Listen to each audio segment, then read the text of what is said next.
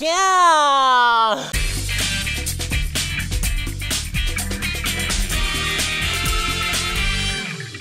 Hi guys!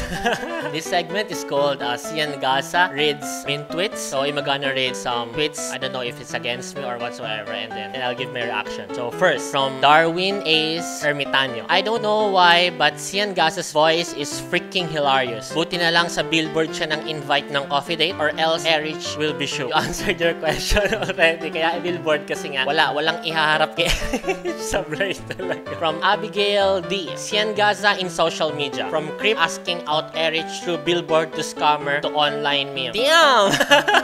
Tama eh. I don't know what to say. But whatever happened, kung ano na yung mga naganap, hindi ko na rin alam kung saan na napunta. From Lenlen Dinglasa. That billboard became Sian Gaza's ticket to hell. Talk about digging his own grave. Ha ha ha. What should I say? Ha ha ha. You're right. From Fatima Plata. Is it just me who finds Sian Gaza creepy? Nagpagawa ng billboard? Gusto lang palang magkape. Ano na? I thought it was a sweet gesture. Ito pala ang kakalabasan. Lessons learned for me. From LA. That Sian Gaza guy is so creepy.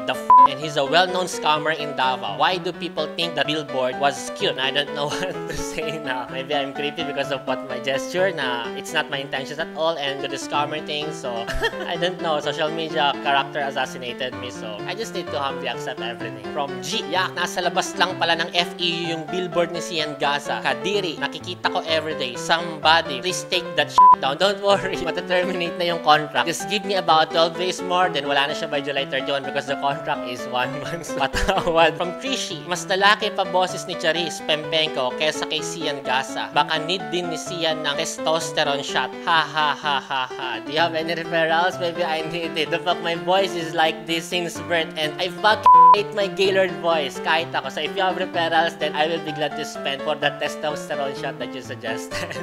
Jetly Cervantes. All this Sian Gaza drama is making me sick already. Can someone send him to jail, please? That's my point. What's happening right now? Especially the scammer thing. I won't enjoy such freedom and liberties. That's the one na gusto ko rin sabihin. Alan Matthew. Di na maalis yung Cambodia at Niam ni Sian Gaza sa isip ko. Help! Hi, Alan Matthew. I just chat off my childhood bucket list today, and that's a visit the Tomb Raider temple here in Siem Reap, Cambodia. Yeah! Sorry, Alan Matthew. I hope mawala na siya sa panaginip mo at sa isipan mo. Christine Garcia. Na mukha, Sian Gaza. Kahit wala kang ginagawa sa akin, naiirita ako sa'yo. Ha ha ha ha. Kahit inumura mo ako, I still like you. I think that's it. That's the end of the segment. It's Sian Gaza Reads Mean Tweets. Thank you so much for your time. Sir, kilala mo siya? Sino ba bang mga crush mo na babae? Ooh! Pagka niyaya niya kayo magkape, sasama kayo?